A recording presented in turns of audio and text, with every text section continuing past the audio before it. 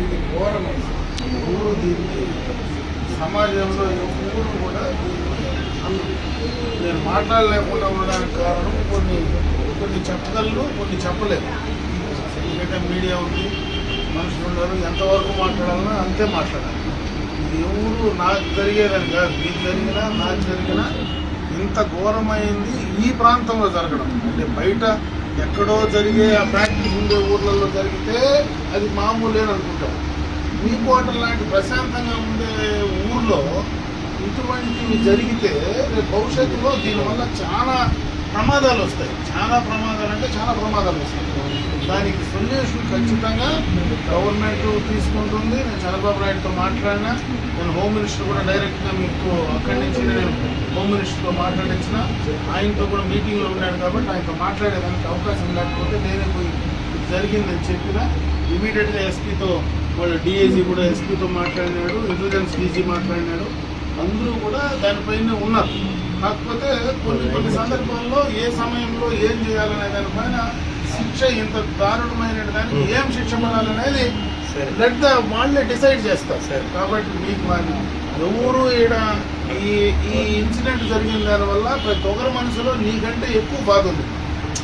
మీరు బయటపడుతున్నారు ఫ్యామిలీ మెంబర్లుగా, మేము మనసులో ఉండేది బయట పడలేకుండా, అందులో నాలాంటి వాడు నేను బయట పడేదానికి అవకాశం లేకుండా మనసులోనే పెట్టుకొని ఉండాలి. ఖచ్చితంగా న్యాయం జరుగుతుంది. 100% తప్పు చేసిన వాడికి ఏం శిక్ష పడాలనో ఖచ్చితంగా శిక్ష పడుతుంది. ఇటువంటి ప్రాక్టీసు ఇలాంటి మనుషులు ఇక్కడ ఎవరు ఉన్నా కూడా ఖచ్చితంగా వాటిని ఏరుతో కూడా పీకేయాలని ప్రభుత్వం అన్నీ కూడా డిసైడ్ చేసుకునేది. 100% ఇది మళ్ళీ ఇటువంటిది వేరే వాళ్ళని జరగకుండా. దురదృష్టం ఏమాత్రం చిన్న అనుమానం వచ్చినా, ఎక్కడైనా చిన్న ఇది జరిగినా మేము కూడా అలర్ట్ అయింటాం.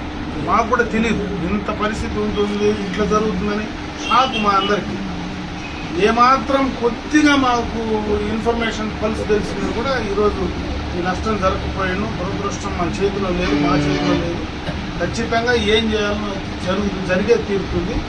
ఆయన కూడా చెప్పినాము, ఏ రకంగా న్యాయం చేయాలనో 100% చేస్తాం. నా వరకు 100% మీ కుటుంబానికి ఖచ్చితంగా అండగా ఉంటాం. మేమందరం కూడా ఉన్నాం. మీకు ఎప్పుడు ఏ అవసరం వచ్చినా నాకు చెప్పండి, తప్పనిసరిగా కూడా మేము మీకు చేయడానికి సిద్ధంగా ఉంటాం.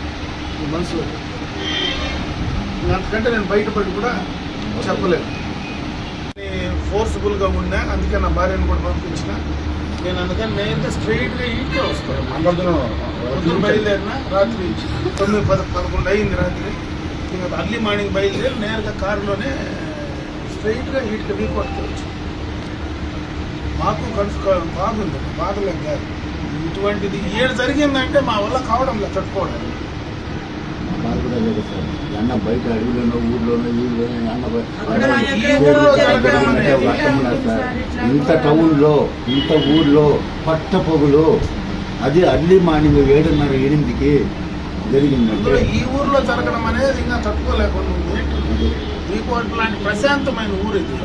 ఇప్పటి నుంచినో ఇక్కడ ప్రశాంతంగా అన్ని వర్గాలు కులాలు ఉండే చోట కూడా కలిసి మనం అందరం కూడా బతుకుతాం. ఇటువంటి చోట ఇటువంటి కల్పిట్స్ ఉండి, ఇటువంటి చీడ పురుగులు ఉండే దాన్ని ఏరకపోతే రేపు ఇక్కడ అందరు సమాజానికి ఇబ్బంది వస్తుంది. మనకే కాదు, ఒక మంచితనమే ఇప్పుడు జరిగేదానికి కారణం సార్. వేరే ఏం లేదు. ఆయన దగ్గర ఉండే, మా అల్లుడి దగ్గర ఉండే ఒక మంచితనము ఈ పొద్దు ఇంత దారి దిగింది. అదే నేను, నా కుటుంబము, నా బిడ్డలు, నా జరగదు. మేము కూడా తిరుగుతూనే ఉంటాం. పబ్లిక్గా ఏడుదల పోతాము, మనుషులతో మాట్లాడతాము.